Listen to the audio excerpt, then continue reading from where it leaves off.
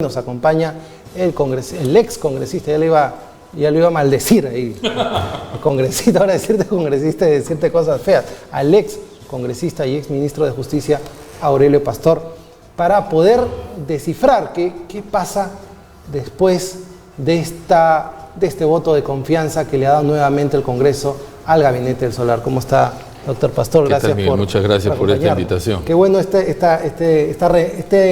retorno a las canchas, así como Pablo Guerrero, usted viene a marcar los goles ahora.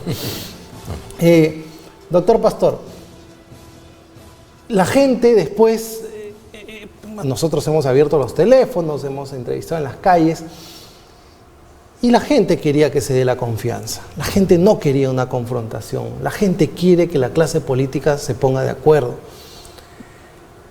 ¿Qué viene después de este voto de confianza? A ver, yo creo que el presidente Vizcarra lo que necesita hacer es recuperar los espacios que debió haber tomado cuando recién asumió el gobierno.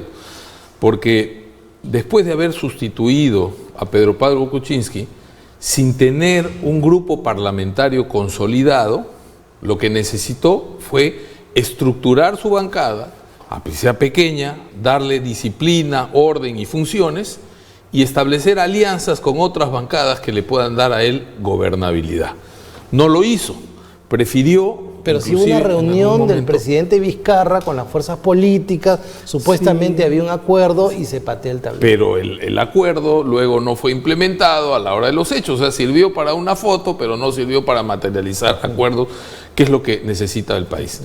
Ahora, lo que debe hacer a partir de este voto de confianza, desde mi punto de vista, es tratar de organizarse mejor, de organizar algún tipo de alianza dentro del partido, dentro del Congreso, que le dé el soporte para poder implementar las medidas que la gente está pidiendo en la calle. Porque cuando la gente dice ya no quiero confrontación, qué bueno que le hayan dado confianza al gabinete, es porque la gente está esperando ahora respuestas del gobierno frente a sus necesidades de trabajo, a las necesidades de darle una mayor dinámica a la economía, que hoy día está muy, muy golpeada, de darle posibilidades de que los gobiernos regionales, por ejemplo, que acaban de asumir no hace mucho tiempo, tengan las posibilidades de invertir en sus regiones, cosa que hoy no está ocurriendo, entre otras cosas, Miguel, porque lamentablemente no tienen planes aprobados en sus planes multianuales y no tienen cómo utilizar recursos públicos para poder llevar a cabo los grandes proyectos que necesitan las regiones. Y me refiero a proyectos básicos de agua, de desagüe, de escuelas, etc.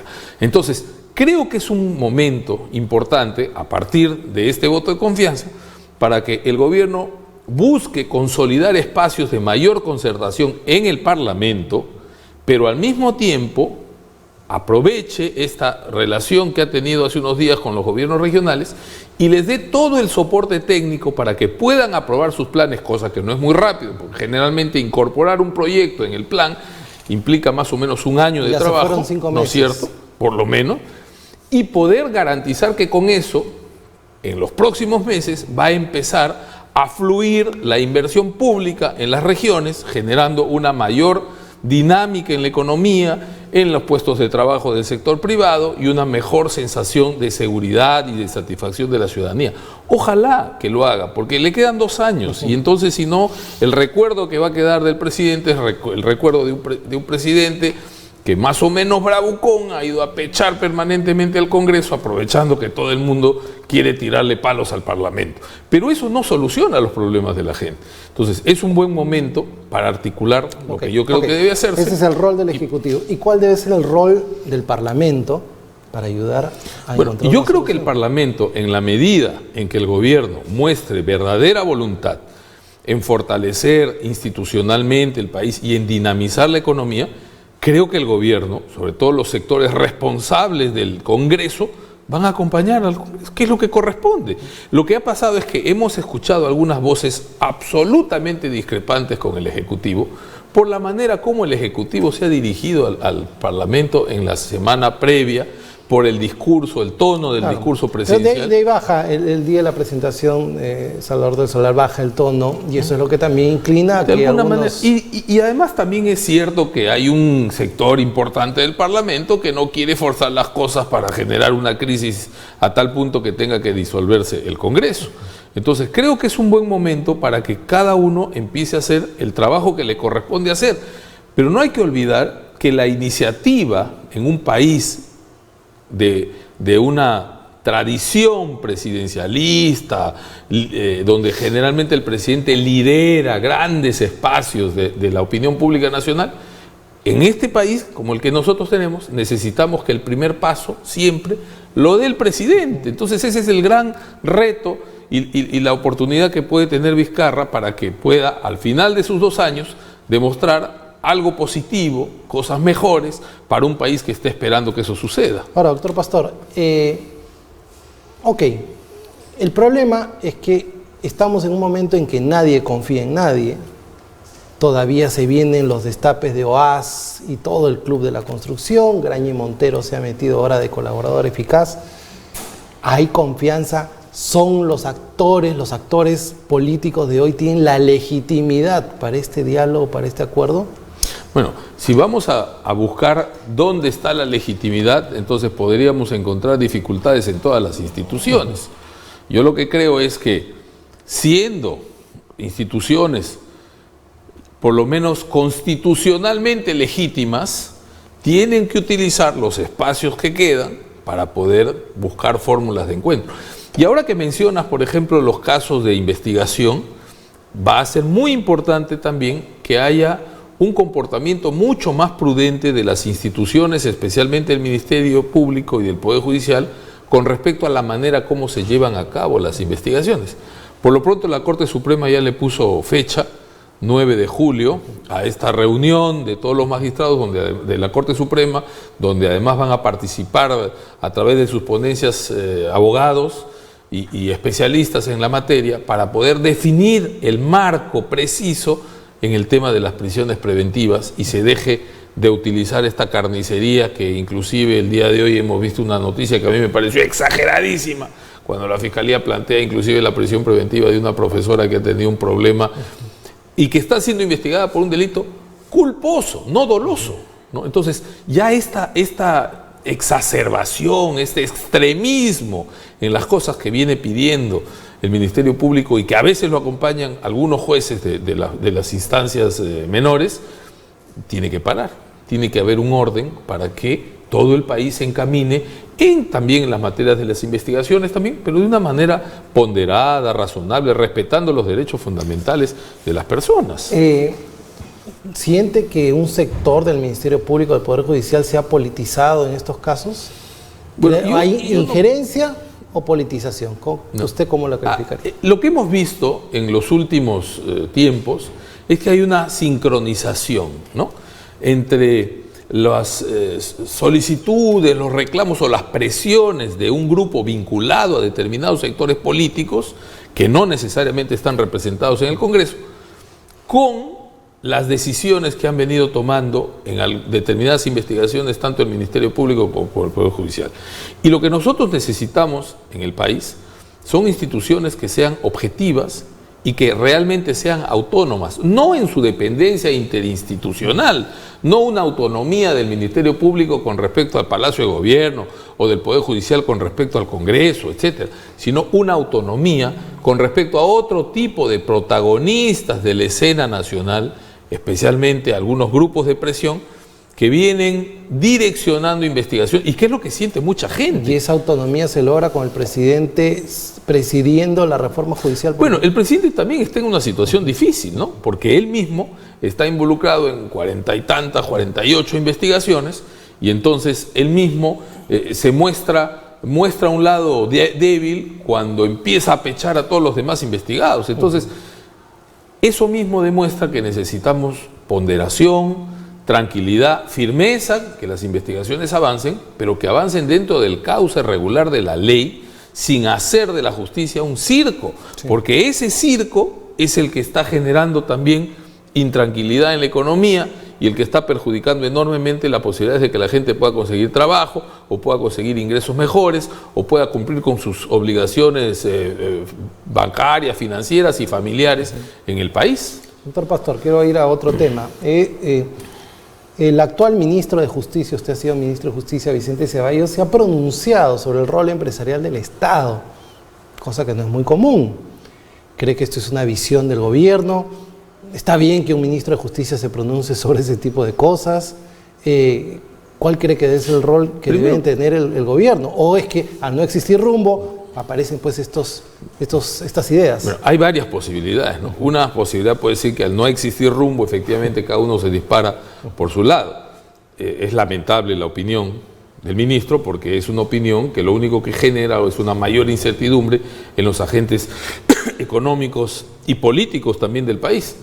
Y naturalmente espero que esa opinión no sea compartida por el presidente de la República y por el resto del gabinete, porque es una opinión demasiado extremista, es una provocación frente al ambiente crispado que ya existe en el país. O sea, si lo que necesitamos es dar confianza para reactivar la economía y la inversión pública y privada, no puede venir pues el ministro de Justicia a decir que estamos pensando o a sugerir que se empiece a discutir un capítulo que es quizás el más sensible que tiene la Constitución, porque es más sensible discutir los temas económicos que los temas políticos. O sea, podemos discutir los temas políticos pese a su sensibilidad, la no reelección parlamentaria, el voto voluntario, etcétera, todo lo que el gobierno ha planteado, y generar menos problema que si decimos vamos a discutir el capítulo económico, porque además eso inmediatamente llama a otros actores de mayor extremismo que empiezan a plantear, ¿no es cierto? Y sabe Dios qué tipo de medidas. Podría considerarse hasta fuera de lugar el comentario, porque cuando la tensión está por un lado y precisamente la debilidad del gobierno es solo 18% de reconstrucción, 3% de crecimiento, desnutrición, anemia. El tema ayer se ha pronunciado el alcalde de Lagunas en el Alto Amazonas diciendo acá no hay nada, una vez más. Y eso que es un pueblo pequeñito.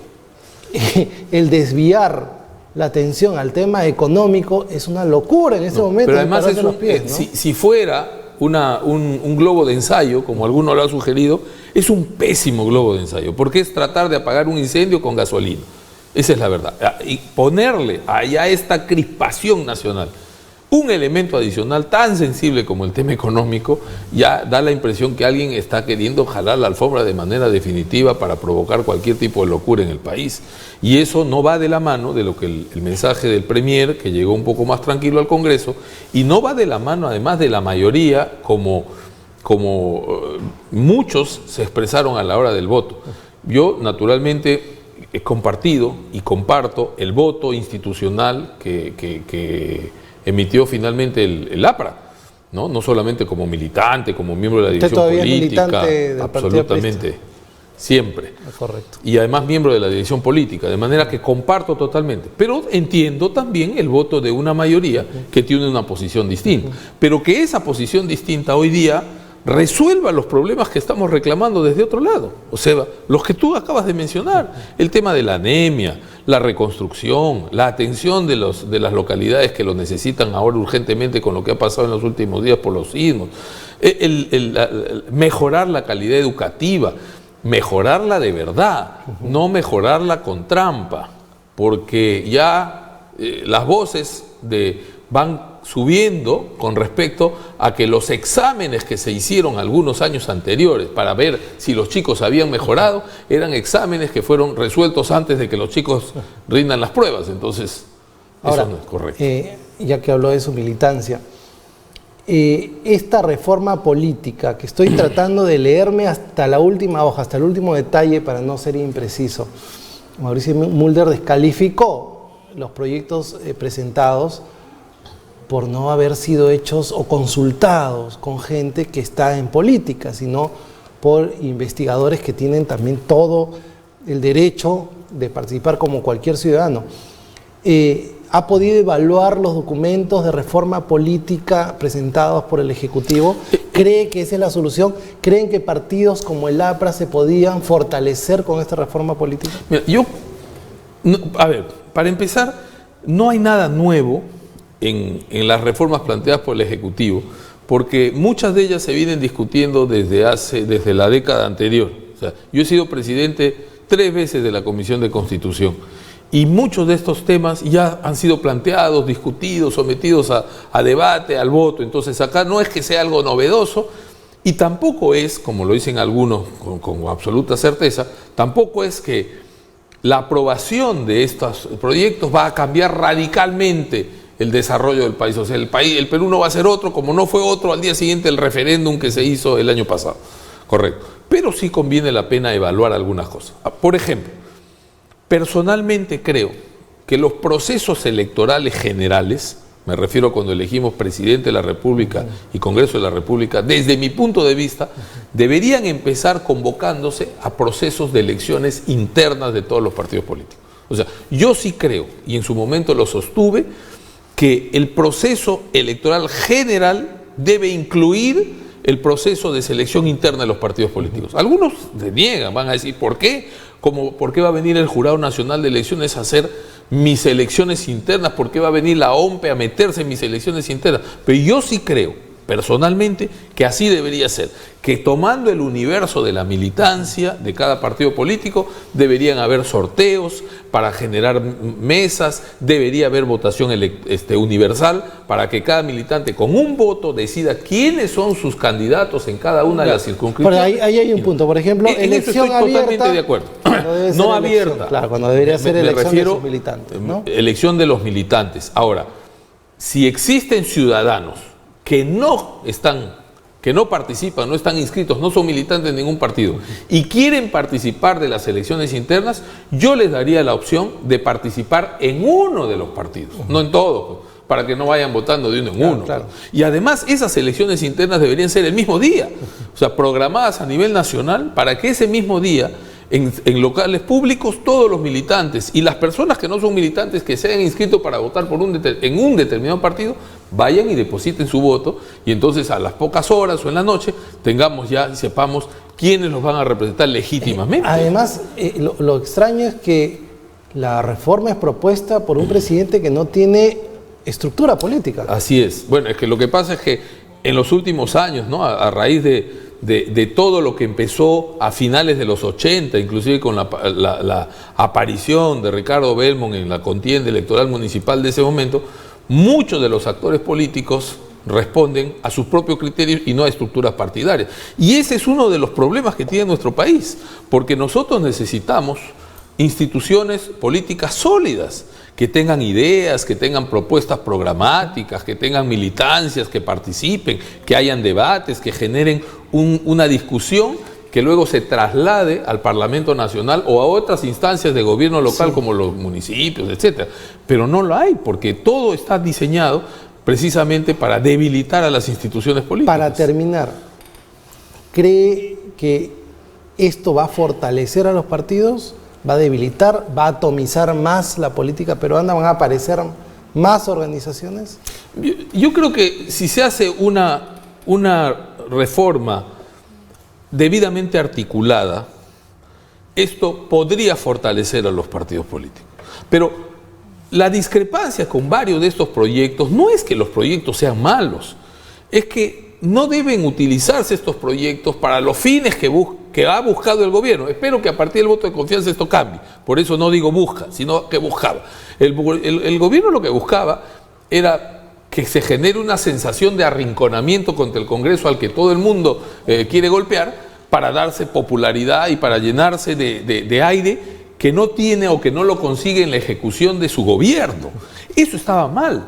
Pero que discutamos estas medidas y que eso pueda generar en el futuro un mejor orden en todo el manejo político, sí es posible. Pero necesitamos la opinión de los políticos, muy respetadas las opiniones de los teóricos, de los profesores universitarios, pero nadie mejor que quien ha militado en un partido político para poder expresar detalles que van a fortalecer las decisiones que se tomen. Así hubiera sido bueno que convocaran de repente algunos políticos ya en el retiro, ¿no? Para poder de repente no sé si haya políticos retirados, claro, ¿no? Bueno, Dice que político que respira, aspira. Pero creo que, o de repente un representante de cada partido político hubiera sido adecuado. O generar o invitar a determinados representantes. Con lo cual hubieran legitimado por supuesto, la propuesta y hubiera llegado y hubiera dicho, pero ha participado. Una propuesta de esta naturaleza no puede solamente estar construida en un laboratorio universitario, porque no es esta una propuesta que tenga que tener... No tiene todos los componentes si es que no participan con la experiencia quienes han hecho vida política durante varias décadas y que tienen mucho que decir para esta reforma. Correcto, bueno, le agradecemos por venir. También lo han visto ahí sus paisanos en San... Usted sigue siendo de Tarapoto, ¿no? Yo soy de Tarapoto. Muy bien. Lo ven sus paisanos en Canal 21, en Cablesan, en Activa TV, en Tarapoto, además de todos nuestros operadores de cable y acá también en Lima en señal abierta. Bueno, le agradecemos. Muchas gracias, Miguel, por Pastor, y esperamos poder alimentar el debate de lo que está pasando acá. Es importante que la gente entienda, ¿no? Porque la gente no entiende bien con qué se come esta reforma política, no entiende cómo le mejora la vida. Lo importante es mejorarle la calidad de vida a la gente. Pero también mejorarle la calidad de la vida a la gente es ponerle presión e interés en las cosas básicas que la gente necesita, que son fundamentales y a veces más urgentes que estas medidas que pensamos discutir en los próximos días. Perfecto, muchísimas gracias al doctor Aurelio Pastor.